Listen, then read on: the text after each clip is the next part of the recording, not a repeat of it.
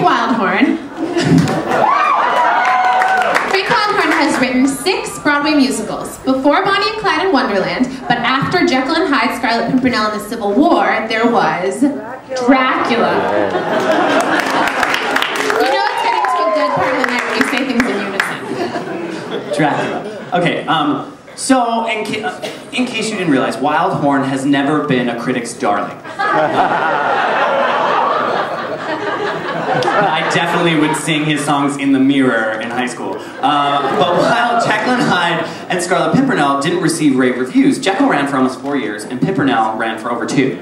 So even though none of his shows have made a profit on Broadway, Wildhorn has devoted fans and his shows earn their massive bucks in international, regional, stock, and amateur productions, as well as through recording. So that's a lesson in producing.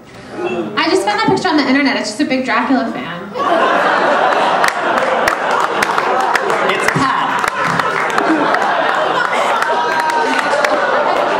No, you're not. I didn't find it on Facebook. I used to do this thing where I would be like, and now from Alli Mauzey's Facebook, a picture from Crybaby, but I didn't do that tonight. I was kidding.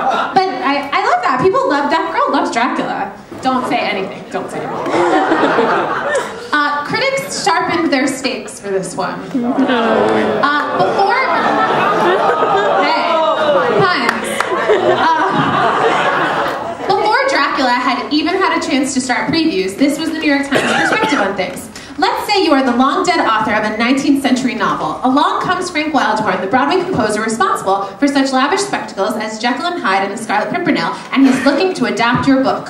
What can you do as Mr. Wildhorn thrashes through the signet classics on the way to your work? In the public domain, no one can hear you scream.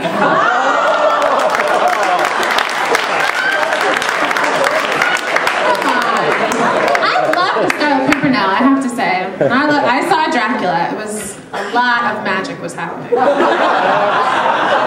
We'll get there. We'll get there. Okay. If history is any judge, that's from the pre-Broadway tryout. I love that. She's giving you gel. If history is any judge, the reviews will be bruising. His fan club will rally, the box office will sputter, and Mr. Wildhorn will be back at it before long, with Frankenstein or Cyrano. The show did have some redeeming factors for critics. Brantley said, at least the show provides jobs for talented performers like Tom Hewitt, Melissa Errico, Kelly O'Hara, and Stephen McKinley Henderson. Adam Feldman wrote, here's more, director Death McAnuff and his excellent design team have crafted an impressive array of set changes and special effects, but Dracula still plays like the world's longest Meatloaf video. And that is the 3rd time we've mentioned Meatloaf tonight. This is the Meatloaf edition. I don't know why. Sorry, Lenny Wolpe. Interestingly, Dracula played at the Blasco and had a cast of less than 20 people and only 6 band members. The creative team was going for a small kind of spectacle. Besides for music by Wildhorn, the book and lyrics were written by Don Black and Christopher Hampton. Original Scarlet Pimpernel, Douglas Sills, came to Wildhorn's defense in the press saying, many of our greats in the musical theater were excoriated in their day for being too sweet and simple, not complex enough. But we've come to hold them very near and dear to our hearts as time has passed. That's true. Indeed, after closing on Broadway, Dracula played acclaimed engagements in Switzerland and Austria. Did anyone see it there?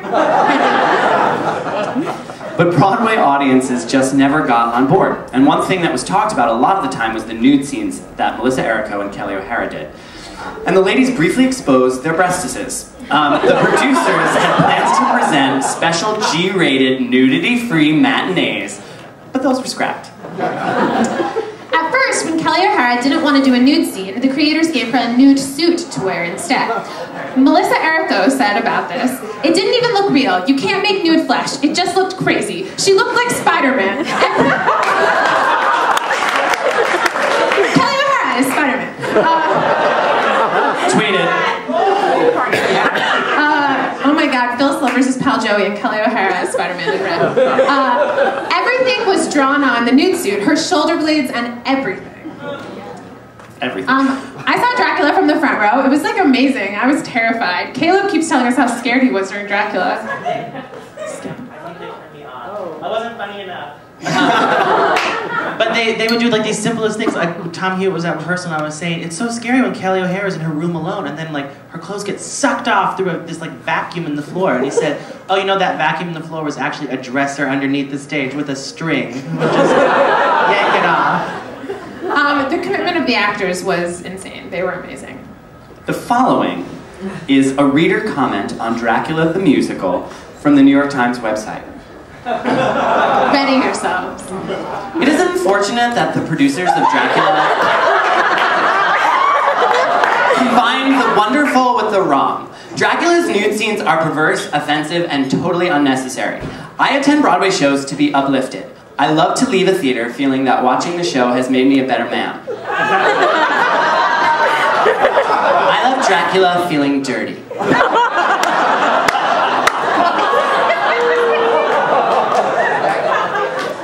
As Dracula, Tom Hewitt got to fly, romance Erico and O'Hara, and sing songs with lyrics like, I can't poison your life, I can't drive you insane, I can't drag you into my world of bloodlust and pain. It was amazing, amazing.